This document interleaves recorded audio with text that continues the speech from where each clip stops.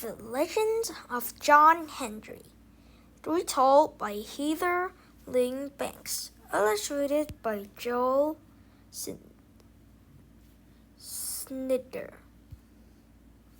Focus question: what is a legend?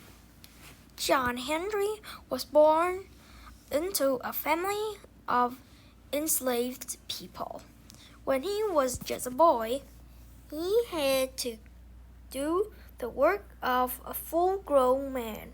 He grew so fast that sometimes the pants he put on in the morning were too short by nightfall. So he was the biggest man around, and they're the strongest too.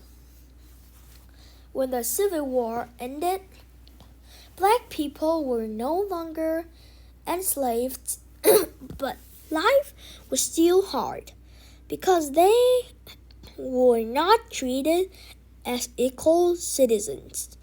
John Henry needed to find a job. Who will hire me? He wondered. At the time, railroad companies were hiring workers to build tracks, hard and dangerous, but John Henry was brave and strong, so like many other black men who had once been enslaved, he went to work on the railroad. John Henry became a steel driver. Every day, he swung his 20-pound hammer over and over again. Another man would hold a drill bit against a rock. But then John Henry would hit the end of the drill bit with his hammer. He broke up rocks and dug tunnels through hills to make a path for the track. The other workers liked John Henry. He worked harder and faster than 3 other men put together.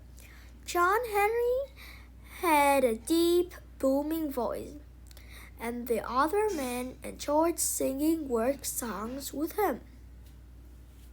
One day, the railroad tracks ran smack into a Big Bend mountain. Big Bend was so huge that the railroad couldn't be built around it.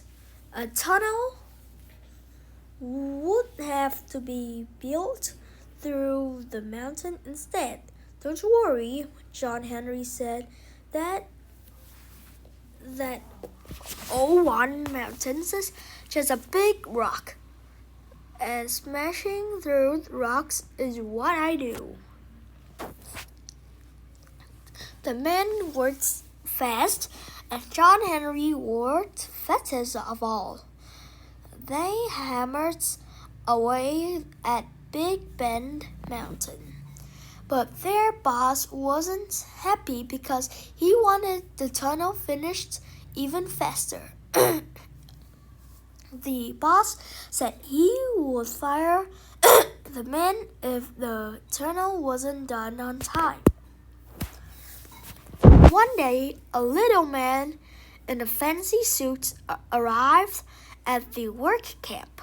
He was selling a steam-powered machine that could drill through rock. His machine was the size of a locomotive, and it spits fire and smoke into air. My machine can drill faster than of your workers, said the salesman. Told the boss. Most of the men looked down and shook their heads. They feared he was right, but John Henry spoke up. That machine can't beat me, he roared. The other men raised their heads and cheered.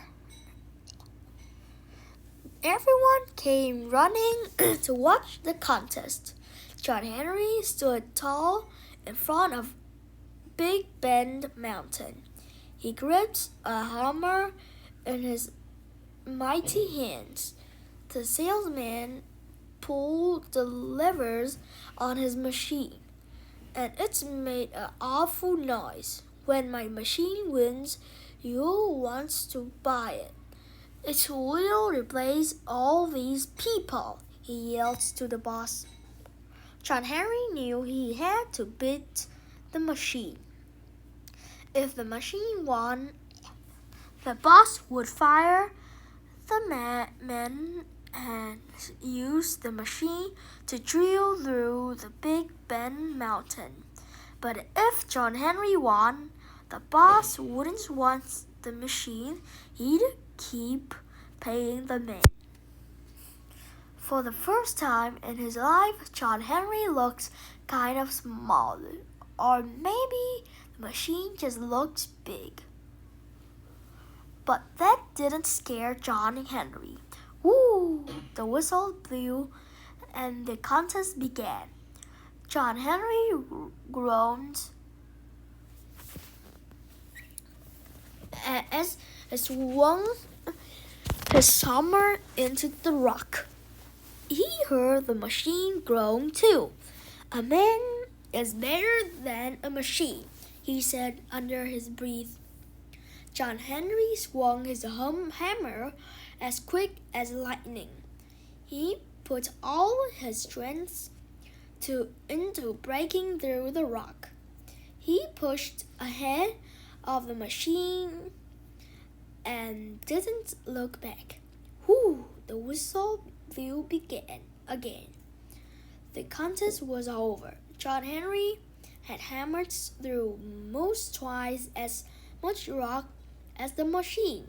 John Henry won. But the contest was too much for John Henry. He was too strong even for his own hurt. While the men were still cheering, he sat down against the rock and died, hammer in his hand. The other workers were sad to lose John Henry. From that day on, they sang a new song as they worked. It was about John Henry, the steel driving man.